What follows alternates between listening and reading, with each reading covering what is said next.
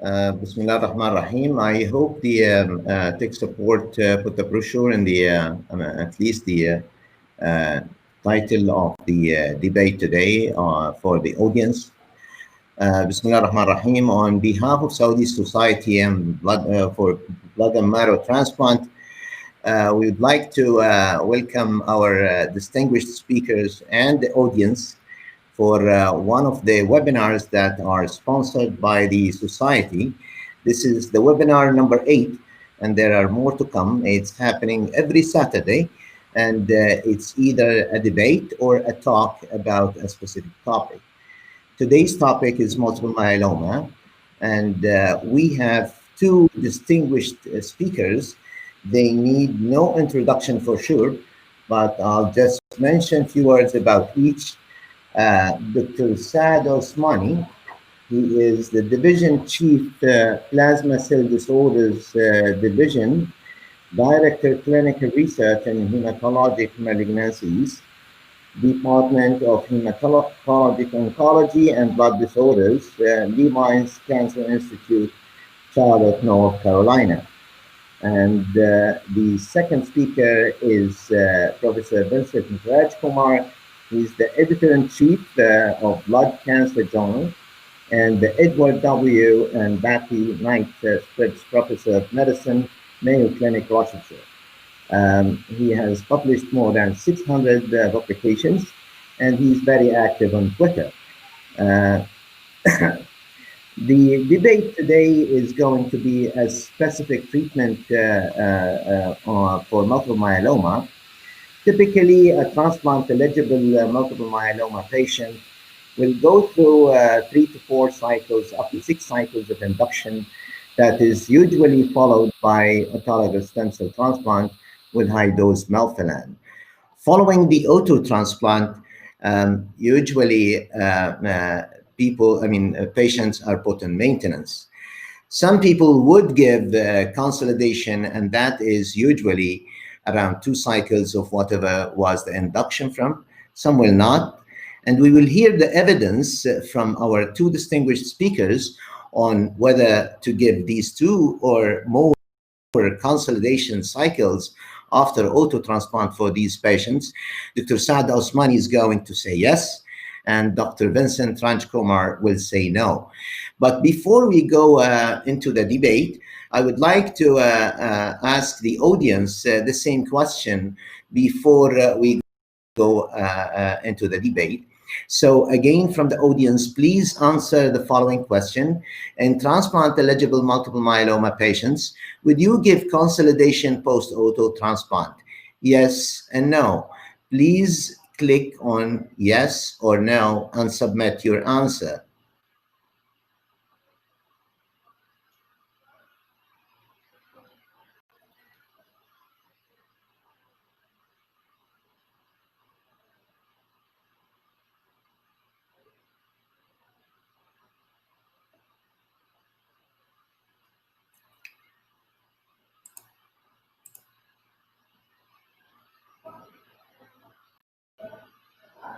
The speakers can submit their answers too.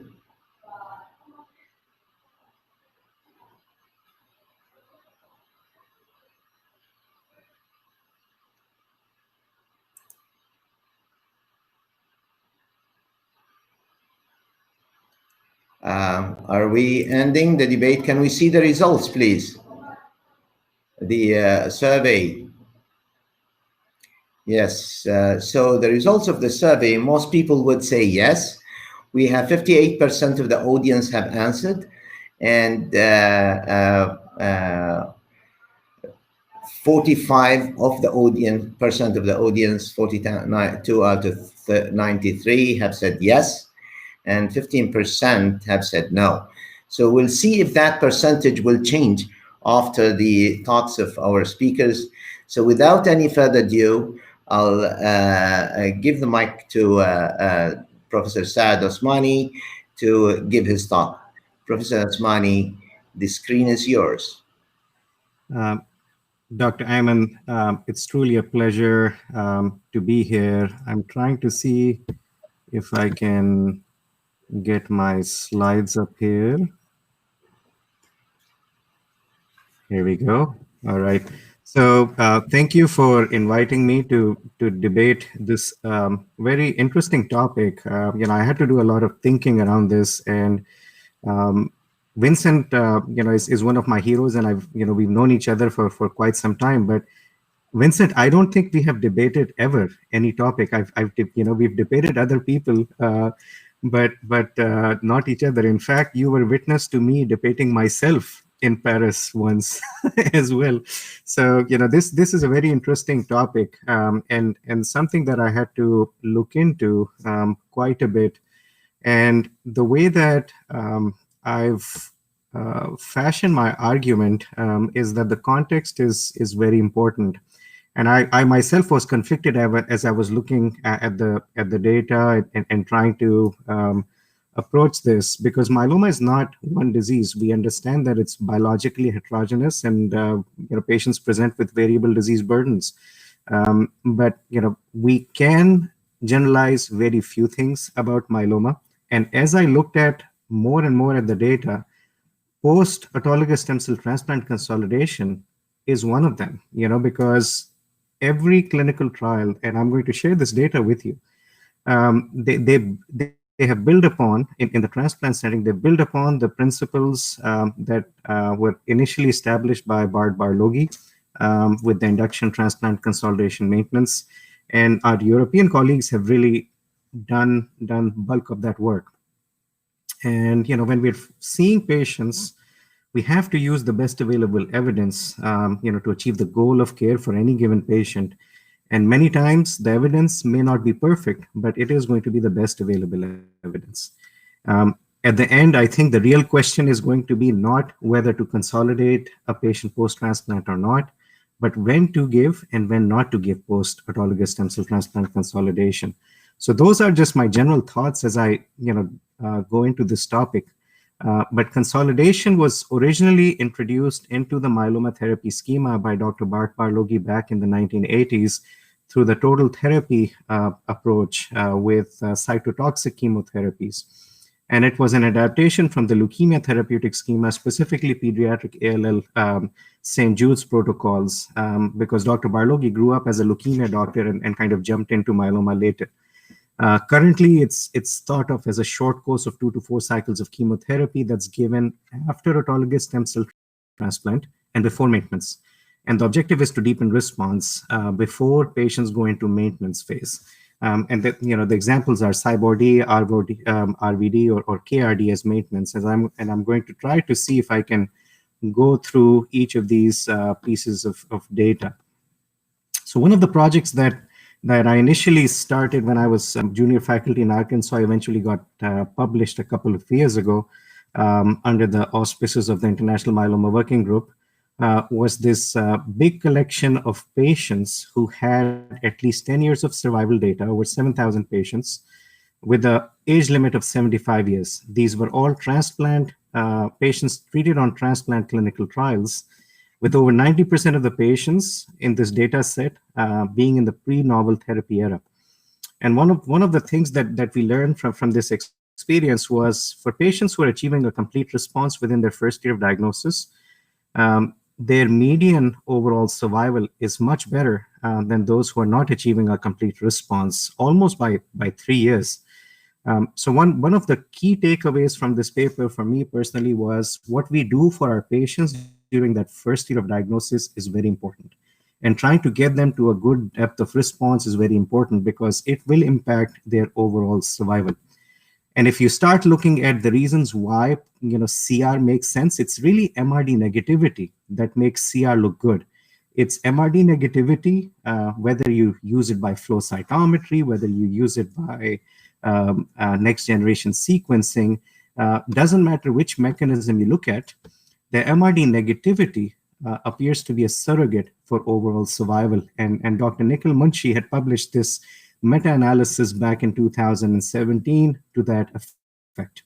So, as we build this, as I build my argument, I would argue that if the goal is to improve survival outcomes in patients, and if you're looking for best depth of response, the way that this induction, transplant, consolidation, maintenance platform is built, it helps you get there. And we have to learn from the lessons that, from various clinical trials in trying to achieve that goal. So with that in mind, I'm going to share the EMN02 trial data. So this was a phenomenal effort by the European Myeloma Network. This was a large trial where 1,500 patients were enrolled. And I'm sharing these. I'm not sure whether it's projecting well or not, but the figures on the left are progression-free and overall survival after the first randomization, which was between autologous stem cell transplant versus VMP. And the figures on the right are progression-free survival on the right upper top and overall survival in the right lower bottom. And that's for the second randomization that was for no consolidation versus VRD consolidation. And this was after the interventions on the left. And the median follow-up time periods are listed below, about 5 years for the first randomization and about 3.5 years for the second randomization.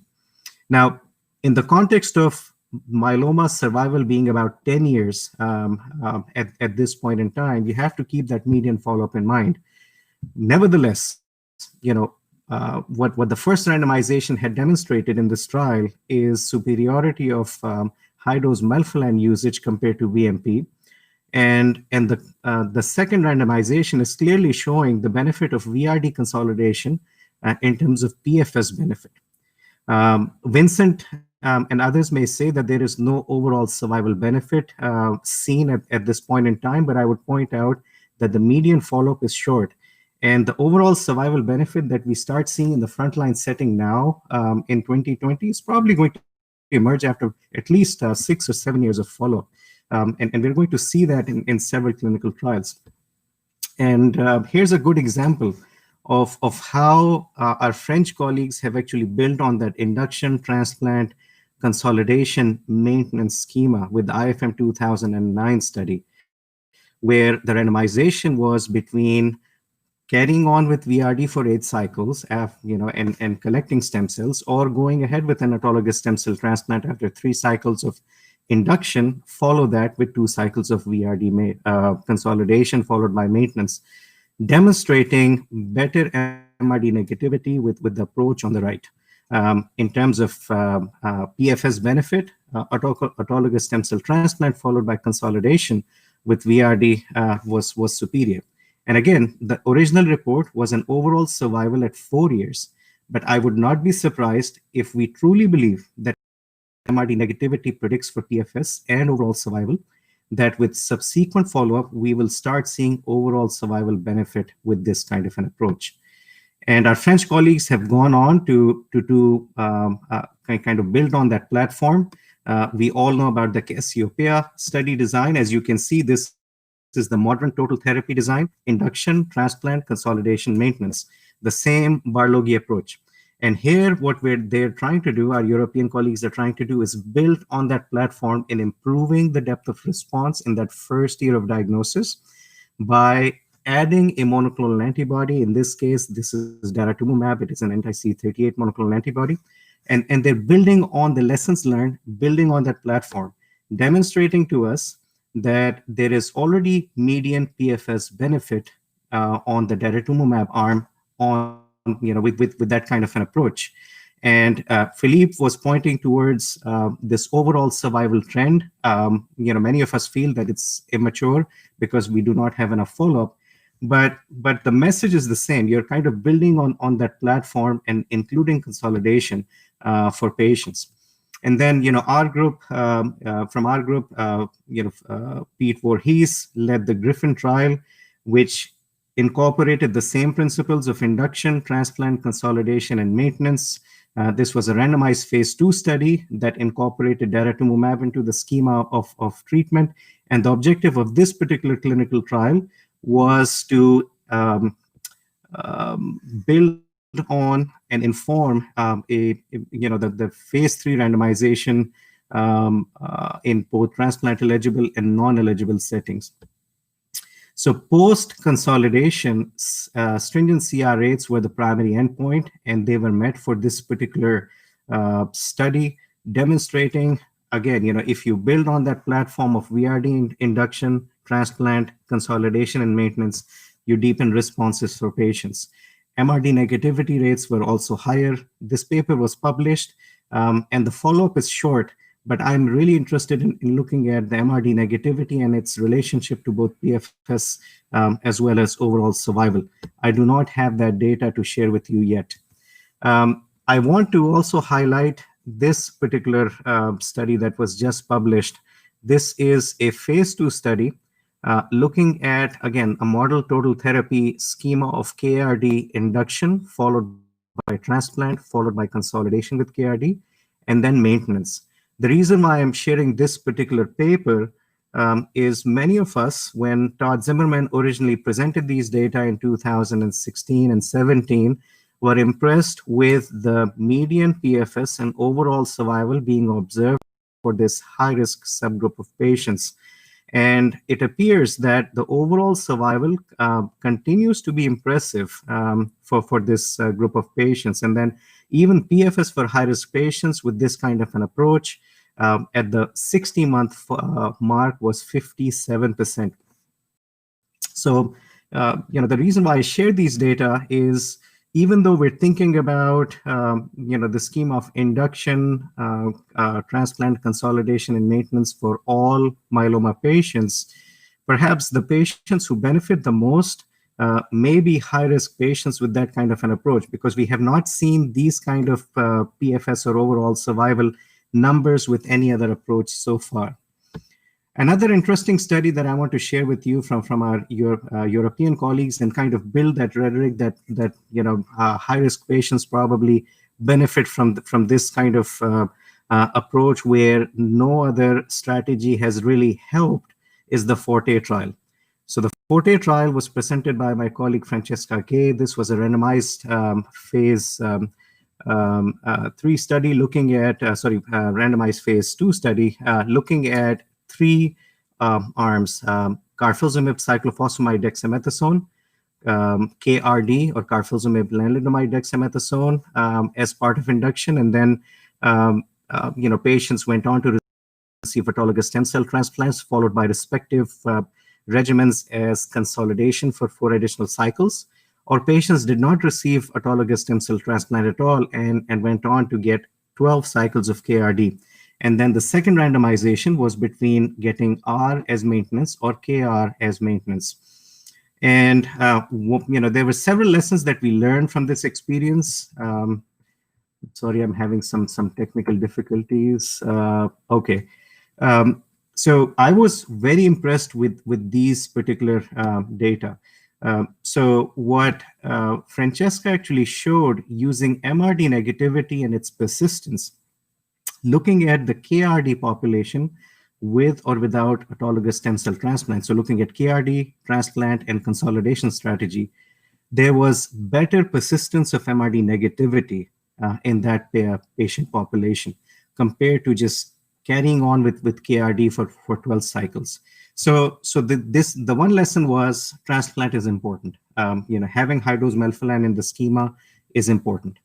The next important lesson from this experience was this persistence is primarily being driven by the high-risk subgroup. So looking at the revised ISS 2 and 3 group, this was probably the most impressive piece of it. So, as we start to, coalesce, okay, which group actually benefits the most from this consolidation kind of an approach, I'm thinking it's probably going to be the high-risk patient group.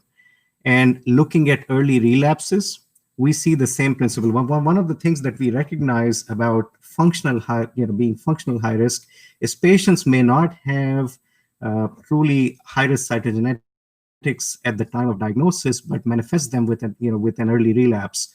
And we all see these kind of patients. So what we see is that the proportion of patients who actually have early relapses is lower with the KRD transplant consolidation kind of an approach. So again, building the case for utilizing consolidation in patients, perhaps high risk is going to be the group that benefits the most. So, bottom line, what I've tried to demonstrate here is that MRD negative CRs are probably going to be the goal that we aspire for, and we use as a surrogate for our newly diagnosed patients to give them the best chance of having the best PFS as well as overall survival benefit. What we do for our newly diagnosed patients during their first year of diagnosis is very important. And the real question is going to be when to give and when not to give autologous stem cell or post-autologous stem cell transplant consolidation. And I would argue that high-risk patients benefit from it the most. Probably standard risk patients with residual disease post-autologous stem cell transplant would be the second category. And what we're doing within our group is this specific single-arm phase 2 study to help establish some of the guiding posts with MRD as a goal. So in this ongoing study, all our patients get KRD along with daratumumab for 8 cycles of treatment. If they are MRD negative after induction, they either go on to len maintenance or no further therapy. For patients who are transplant eligible and they're MRD positive, they go on to receive their transplant followed by MRD negativity test and MRD testing. And the algorithm kind of follows the same goal. The goal is MRD negativity.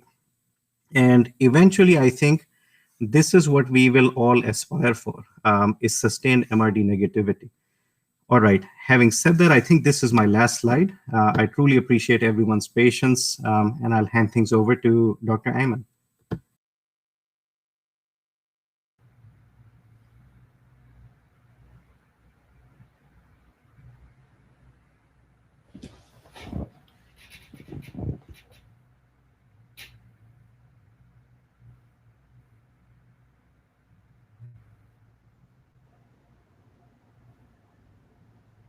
Ayman, are you mute?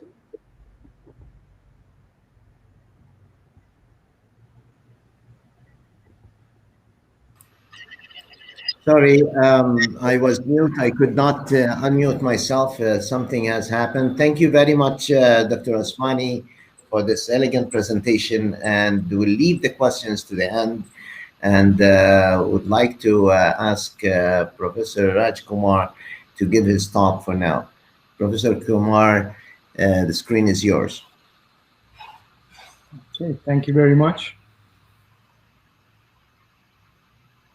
And I'm going to wait for my presentation here. Thank you. That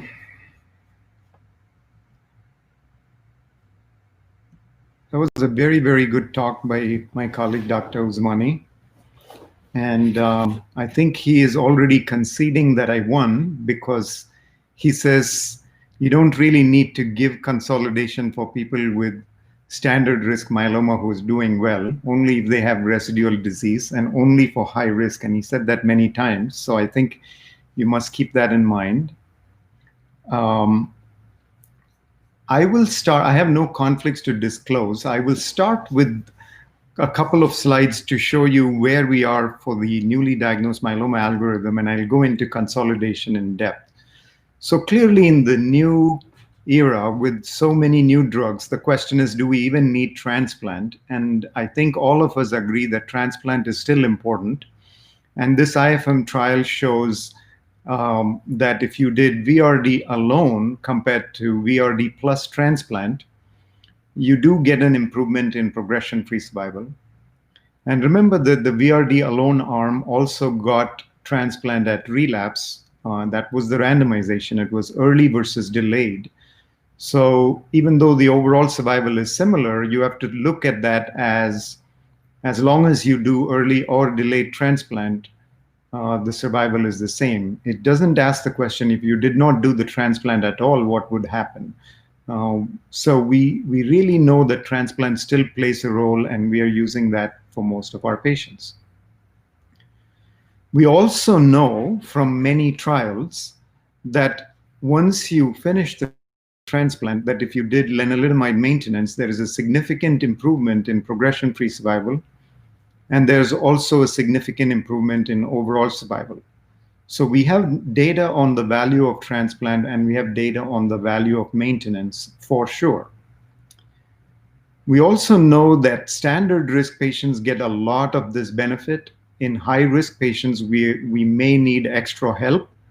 And data from the Hormone Study shows that if you did bortezomib maintenance in the high-risk patients, they can do almost as well as the standard risk patients. But patients with high risk who got only thalidomide maintenance did not do as well. So really, the current algorithm that we use at Mayo builds on these trials. For newly diagnosed patients who are standard risk, we give VRD for 3 to 4 cycles. We proceed to an early transplant, and then we give lenalidomide maintenance. Based on the IFM trial, if standard risk patients really want to delay their transplant, we allow them to do that, but we give them additional cycles of VRD and then lenalidomide maintenance, provided we are able to collect and freeze the stem cells and do the transplant at relapse. For high-risk patients, we either do VRD or add DARA to VRD based on the Griffin trial, and do early transplant, followed by bortezomib plus lenalidomide maintenance, and this builds on the HOVON experience that bortezomib may be necessary for high-risk patients. In high-risk patients, we don't have data that giving 4 drugs is going to be beneficial, but this is a small subset of myeloma patients in whom we feel it's okay to take a risk on treatments that are unproven. But you'll see here, I don't have consolidation anywhere in this algorithm. There's no consolidation post-transplant here. There's no consolidation post-transplant here either. And really, the fundamental thing to keep in mind is it's a good hypothesis Dr. Barloghi had, that you should give consolidation like you do in acute leukemia. But that's still a hypothesis. Myeloma is not acute leukemia. Myeloma is a very different disease. And if your real fundamental question is, does giving consolidation over and above maintenance and over and above transplant and over and above induction helps, you really have to have trials where you can isolate the effect of consolidation. You have to have trials where you gave consolidation to one group and you did not give consolidation to the other group, and they all had the same maintenance, so that you can make some sense of whether consolidation is actually adding anything. You cannot have trials where consolidation is used in both arms, because then you cannot tell whether it's the consolidation that's making a difference or whether it's changes in maintenance. So for example, in Cassiopeia trial, they had consolidation in both arms with VTD for one arm and DARA VTD for the other, but there was no maintenance in the VTD arm at all. And so the effect is really daratumumab extra rather than any particular effect of consolidation. And the same goes for the Griffin trial and so on. There are only 2 trials in myeloma which have actually randomized patients where consolidation was used for one arm and not for the other. And Dr. Usmani didn't mention this trial. This is a US trial called the BTCN0702, the stamina trial, beautifully designed. One arm was transplant, second transplant, lenalidomide maintenance. Another arm was transplant, followed by VRD consolidation, followed by lenalidomide maintenance. And the third arm was transplant, followed by lenalidomide maintenance.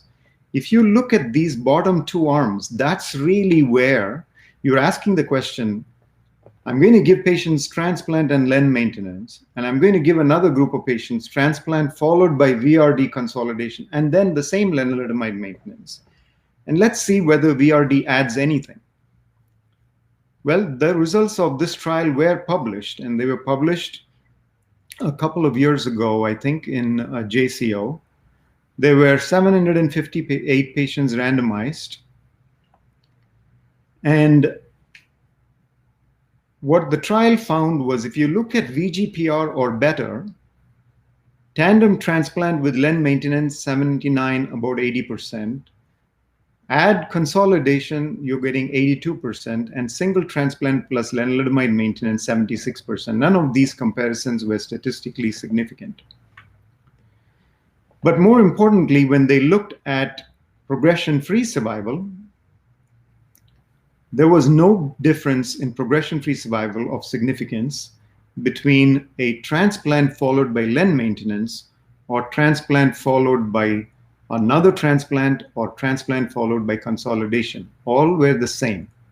And it was the same for overall survival as well. So therefore, yes, there is a hypothesis. If you add consolidation, you'll get deepening responses or whatever. But that doesn't translate into either progression-free or overall survival in the stamina trial. There was a meta-analysis of post-transplant consolidation that was published in the European Journal of Hematology. They looked at 8 phase 3 trials and 6 phase 2 trials with specifically used consolidation therapy with about 1,000 patients in each arm. Now, this is not randomized trial, but this is a meta-analysis of various studies. They found that if you look at trials which use consolidation versus no consolidation, VGPR or better was indeed higher with consolidation, but there was no difference in CR rate. There was no difference in progression-free survival in the studies that use consolidation versus the ones that didn't, and no difference in overall survival. The type of consolidation used was lenalidomide in 2 studies, len plus prednisolone in 4 studies, in 1 study, KRD in 1 study, RVD for 2 cycles in 2 studies, and RVD for 4 cycles in 1 study. They didn't find any difference when you looked at the type of consolidation. They did make the comment that only the stamina trial was the effect of consolidation isolated. All the other trials, it's very hashmash, it's like impossible to make out anything. What they found here, you can see, when you look at progression-free survival, here are all the studies which did not use consolidation. The ones that did use consolidation, all of them have the same type of improvement in progression-free survival compared to the baseline. Same thing with overall survival. There's really no difference between the trials that use consolidation or the trials that did not use consolidation. Now, there's one trial that Dr. Usmani mentioned and that I am going to analyze in detail. That is the EMN02. This is really the outlier. This trial used RVD for 2 cycles as consolidation, and it was a clean study. It's very much like the stamina trial, the only trial in myeloma where the effect of consolidation was isolated. They had a randomization of consolidation versus no consolidation, everything else being equal. And what they found was that the CR rate was indeed higher for consolidation, 55% versus 40% for no consolidation. However, and the progression-free survival, as Dr. Usmani mentioned, was indeed better. However, as of right now, there is still no improvement in overall survival. Will a survival improvement emerge? Maybe. We don't know. But should we add consolidation based on hope? Or is there actual data that shows that consolidation improves overall survival? With the stamina trial, there is data that it does not improve either progression-free or overall survival. With the EMN02 trial, we can see it does improve CR rate and progression-free survival, but it does not improve overall survival. Why is there a discrepancy between the stamina trial and the EMN02 trial? And I think the main difference is that the EMN02 used VCD or SIBO-D for induction, whereas in the US, for the stamina trial and all the other subsequent trials, we always use VRD. So really what is happening in the EMN02 trial is that you have patients who have never received RVD, ever, and they're getting 2 cycles of RVD consolidation, and they capitalize on that lenalidomide high dose, along with the synergy with the bortezomib. And so you start to get this progression-free survival benefit. On the other hand, if you're using VRD as your initial therapy, giving another 2 cycles of VRD at the end of that transplant doesn't seem to make any difference, as you can see from the stamina trial. So I think that really is the major difference. I do agree with Dr. Usmani that we need to probably think of some type of consolidation after the transplant for high-risk patients, particularly deletion 17. But I disagree that it's going to be in the form of RVD or KRD. If it is, then you really need to prove it. But it could be in the form of an extra transplant. The EMN02 trial, unlike the stamina trial, did find a benefit in both progression-free and in overall survival for the addition of the second transplant. Now, I think, again, what is happening is that if you have multiple salvage options available, as you do in the US, the second transplant doesn't seem to make much of a difference. But if you have some problems with access to all the other salvage therapies, then maybe a consolidation with a second transplant might help. And in the EMN02 trial, when they drilled down deep, they found that this overall survival benefit was primarily for high-risk patients and primarily for the deletion 17p patients. So that may be a group, if we have more data, that may be a group that you could consider a second transplant as consolidation. There are many, many myelomas, and with time, we will find that there are approaches for treating patients will vary. And I agree with Dr. Usmani that our approach is going to be different. For patients with double hit, triple hit myelomas, for patients with del 17p, I do think we may have to do something more than just the transplant and maintenance. And if our maintenance is going to be bortezomib plus lenalidomide anyway, that is like giving consolidation long term. We may call it maintenance, but it's really like, you're giving R plus V, maybe some DEX. And so it's really that framework. And so I do agree with that. And so if you look at my high-risk algorithm, it might be very similar to Dr. Usmani's trial, actually. He's using KRD for a long term, but we are using bortezomib plus lenalidomide long term. But it's really, we need something beyond transplant and just len maintenance. We need to consolidate, whether we call it consolidation or maintenance. And so bortezomib plus lenalidomide. But for most of all the other 75–80% of myeloma patients, I really don't think the value of consolidation is proven. And so we are just doing only lenalidomide and maintenance. And I'll close with that. And so thank you very much for your patience and listening. We'll be happy to answer questions.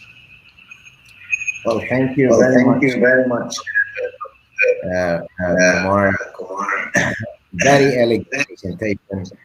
I'll give 2 minutes probably to Dr. Usmani if he wants to add something to as an answer for Dr. Rajkumar.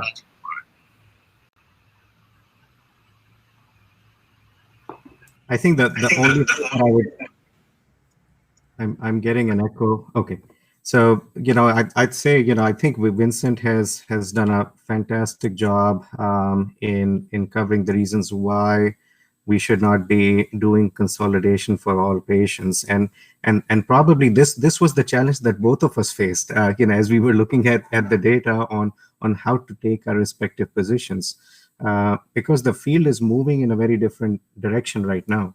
And so I think if you listen to what the arguments that I tried to make and what the arguments that Vincent made, I think that the truth is going to be somewhere in between. And we both agreed on that. That's probably the high risk patient group is where we probably need to focus that consolidation effort.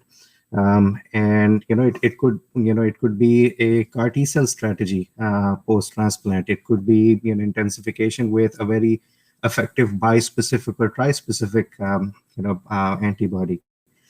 So I think that the audience heard both sides of the story, but honestly, for the most part, I saw that Vincent and I were kind of saying the same thing, that this is how we've been doing things. This is how we've made progress, but probably moving forward, we need to move in a different direction.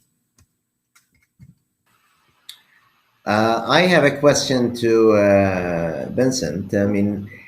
Since, as you have mentioned, there is no really good evidence to give the consolidation for all patients, why most of the trials, even the recent trials, they are still giving these 2 cycles of consolidation in these trials?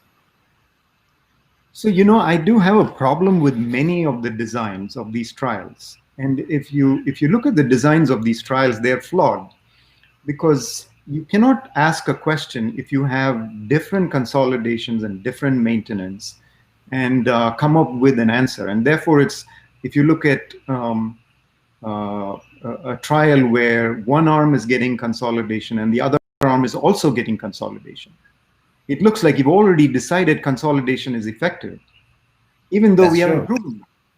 And so it's really important to look at what questions do we already know the answers to, and make sure that you're asking one clean question that tells you, what is the interpretation of the trial. If there are differences in induction, in maintenance, and in consolidation, when your trial is done, you don't know whether the outcome you saw is because the induction was different, whether the consolidation is different, or whether the maintenance is different. And so whether it's Alcyone or Cassiopeia, that's where my problem is. Okay. So, Dr. Usmani, I mean, you're mentioning that if consolidation is going to make a difference, it's going to make a difference in the high-risk group. But would you consider in consolidation in those who do not achieve a certain depth of response? For example, those who do not achieve stringent CR or at least VGPR, do we give, we probably don't know the answer, but do you think those who do not achieve CR or a stringent CR are candidates for consolidation as compared to those who achieve stringent CR or MRD negativity, as you mentioned in your talk? So, my approach in patients who have not, only achieved PR post-transplant in the standard risk setting has been to offer them 2 cycles of consolidation versus moving on to maintenance therapy. The only caveat to that is the translocation 11-14 patients which are kind of enriched in the CD2 molecular subgroup if you look at gene expression profiling. And that's the group, and I've shared this with Vincent in other conversations we've had. It's that CD2 molecular subgroup that is going to do very well regardless of what you throw at that patient. That's the group where they're going to respond to most therapies you give, and perhaps historically have had the best longevity over time, and that's the group that benefits the most from the total therapy approach. I'm still seeing a lot of Bart's patients from the original tendon transplants he did back in the early 90s who are following up with me after his retirement. So so there are caveats to it. The beautiful thing about being a myeloma doctor is not every patient is the same. Disease biology is different. So you really have to tailor those options for your individual patients. We do not have clear data to guide us there. So you have to have these discussions with the patient based on the best available evidence. All right. Yeah, go ahead. If I may add, if a patient has had a transplant and they're standard risk and they still have residual disease, do we do something extra is an important question. And really the main philosophical thing is, do you just go ahead and do it out of hope? Or do you actually do a trial and prove that doing something like that helps? Because when you do something, there is a risk to that. There's extra cost, extra toxicity, could be even worse outcome. And so there is a trial, the optimum trial that ECOG along with Dr. Usmani and everybody else has developed. This is for patients who are still MRD positive and after transplant and maintenance, and to add, whether to add an extra drug like Ninlaro. And it's the same idea though, whether you call it consolidation, it's extra therapy. Do you treat more to try and deepen the response? And I think these results are important. Otherwise, we will be starting to do things that we don't know whether we are actually helping people or not. The other problem with, which I think I have to comment on, is that you don't know when is the right time to say somebody is not yet in CR or not yet in MRD negative. Some of these patients after transplant and maintenance deepen their response for months later. So if you just give them a few more months, they might be MRD negative altogether. And the third point I want to make is, and when Dr. Usmani Saad was saying about Dr. Barlogi's patient, we all have to be aware of one thing. If you take, we just have a paper that's going to be published soon. If you take patients with newly diagnosed myeloma and give them 4 cycles of induction and transplant and do nothing else, just let them go, there is a subset, 10-15%, who will go years, like 8-9 years without any progression. When you say, I'm going to give maintenance for everyone, you are over-treating those people. And you're willing to over-treat because you don't know who these people are. And unless you give everybody maintenance, you won't get the benefit. So we have to recognize that every time we add something, it's going to put some patients who would have done well anyway at risk of something, whether it's heart disease with carfilzomib, or whether it's going to be neuropathy with bortezomib, something you're adding. And this is why it's so important to do the trials to prove our hypothesis. All right, thank you very much.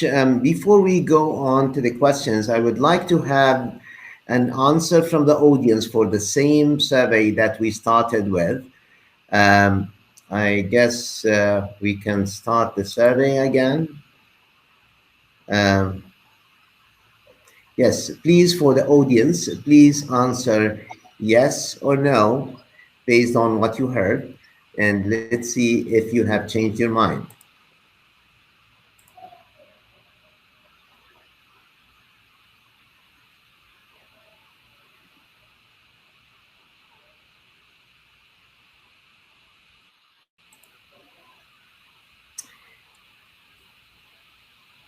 Can we end the poll?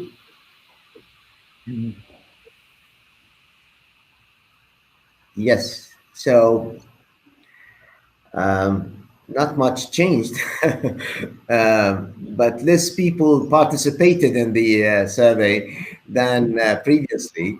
It seems that probably more people are confused rather than having clear answer. And that's why we have a debate.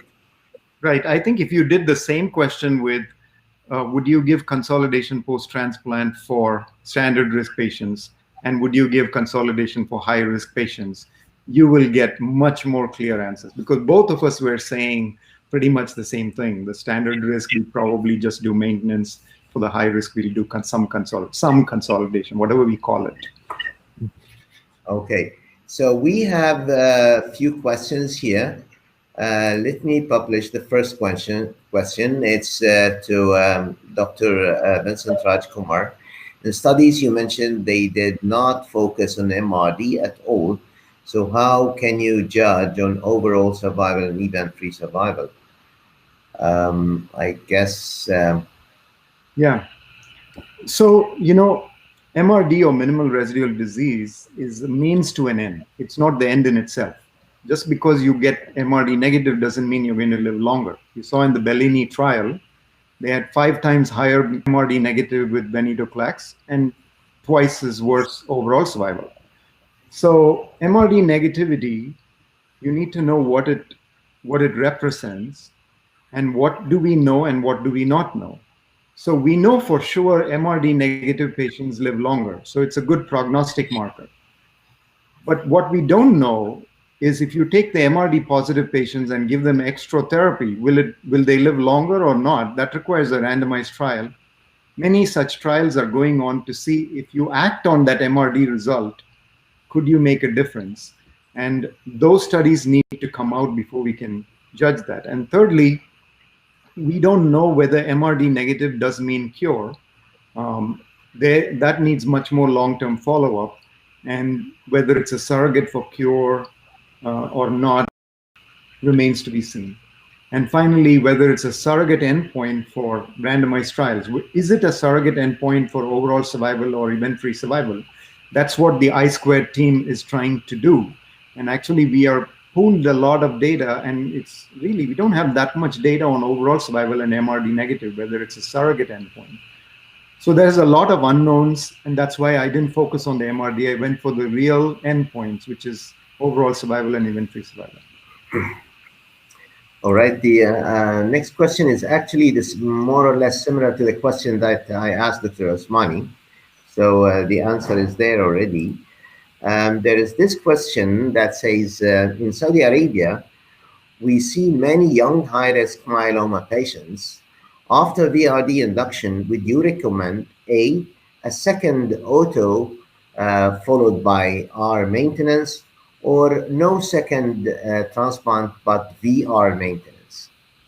I would like to get the answer from both speakers. We'll start with Dr. Kumar. Oh, it's going to be really really awkward if I say tandem transplant and Dr. Usmani from Arkansas says no tandem transplant. I have been really brainstorming with my colleagues. The Mayo colleagues have been brainstorming, and we are really, it's a hard call to make because we have the stamina trial where the second transplant didn't add much even for the high risk patients. And then the EMN02 trial where there's a clear benefit for high risk patients with overall survival. If you see, it's not in the paper. You have to go to the supplement to see the progression-free survival curve, the overall survival curves for the deletion 17 patients. It's wide. It's really wide. And so our group, I think, is going to say, consider a second transplant for patients who are young and high risk after the first order. And then after the second transplant, then we'll probably do len and bortezomib maintenance. Really going all out. Yeah. Okay. Dr. Usmani? So, I would actually echo what Vincent is saying. We had a lot of discussions around this, within our group as well. And we thought that the amount of residual disease may actually dictate whether we go for that second auto in that high risk, young deletion 17p or even, patients who have two high risk karyotypic abnormalities. Right. If they've achieved good depth of response, then just move them to VR maintenance. But then, if they still have, say they're in a VGPR, then I think offering them that second auto would be a very reasonable approach. I would agree with Dr. Usmani. I think that's probably the best strategy. All right. Another question, just to follow up on the stamina trial. Did stamina trial show any difference for hazard ratio in for high risk multiple myeloma? Not that I know of. It was not there in the publication, and I think they had an update at ASCO. I didn't think that there was any difference in that either. Saad, do you know?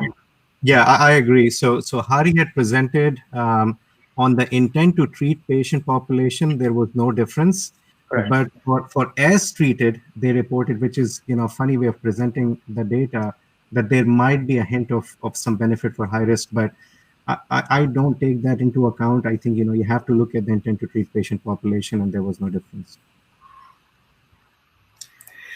There's a question about post-transplant Velcade maintenance for those who cannot or who could not take lenalidomide maintenance. Do you give them just Velcade or try something else? Not high-risk patients, basically. Oh. Well, we don't know. There aren't that many patients who cannot take lenalidomide at all. I mean, in those patients, it's hard to know what to do. We have done bortezomib maintenance. Some patients, I think, particularly the second transplant, if it's like a salvage second transplant, we've done pomalidomide maintenance, or even sometimes DARA maintenance for these patients. There's no data, so it's like I'd be curious to know what Dr. Usmani does. No, I agree. I mean that there is, there's no data there, and you have very low number of patients who can't tolerate len. But if they're standard risk, if they're in a good response, and for some reason they started on len, couldn't tolerate it, and you've been dose reducing, I think it's reasonable to take them off and just watch them, without maintenance, instead of trying. If you were to give maintenance Velcade for how long? Until progression. I guess, or tolerability issues. I think that Velcade continues to have, there are patients who are not going to have any neuropathy or any GI issues, but many patients do develop it over time. I think it's related to exposure as well. So yeah, you have to look into both tolerance and benefit. Correct. The Hormone trial used it for 3 years, but again, high risk patients, we are so scared at 3 years if they're doing well to stop it. So They are not having neuropathy or GI issues. I have continued it, maybe give them bigger breaks, but generally continue till progression. Like he said, I guess.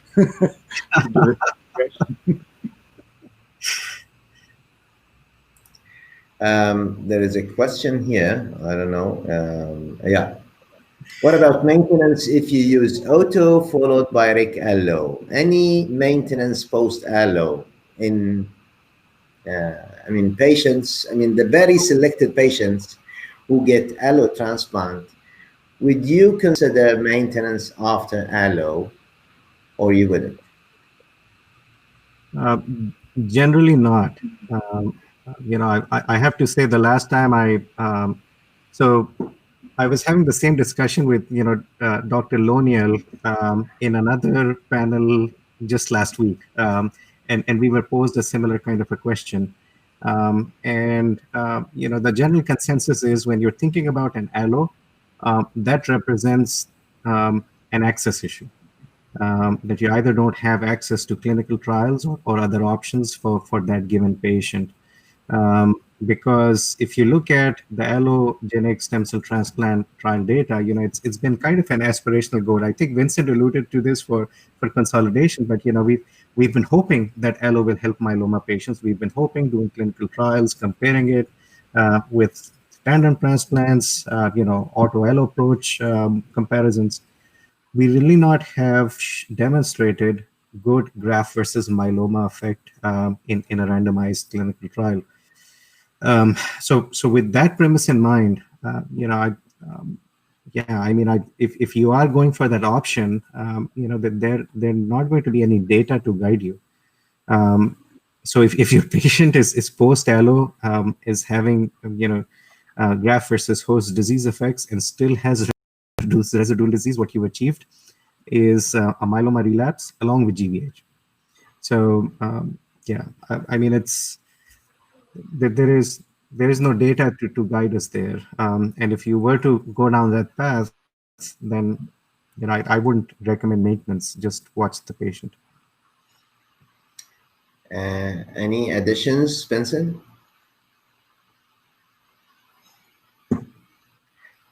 Probably you are mute. Dr. Rajkumar, you are mute. Sorry, I agree. I mean, we hardly ever do these, probably 5 or 6 a year.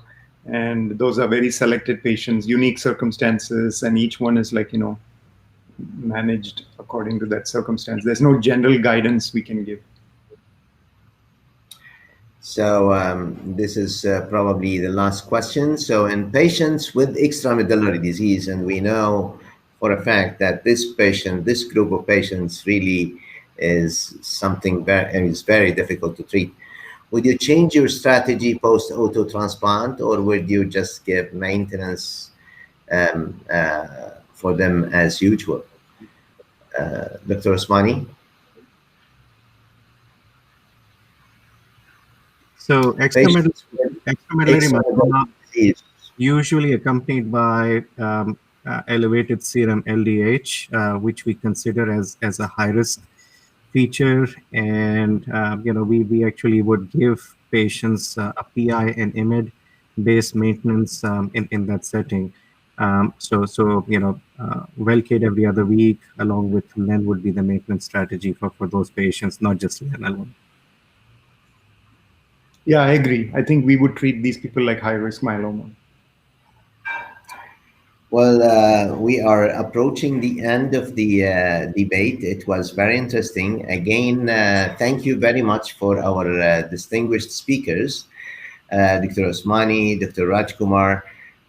We were happy to have you with us in this webinar by the Saudi Society of Blood and Marrow Transplant. I would like to also thank the audience for their questions and for their patience with us. This is the next webinar next Saturday. It's something totally different than myeloma. It's about warfarin, whether it's dead as a treatment for VTE or not. So we'll see you next week on Saturday, and we will say goodbye for now. Thank you again, and goodbye. Thank you so much. Thanks for having us. Bye, Saad. Bye. Thank you. Take care, Vincent. Thank you. you.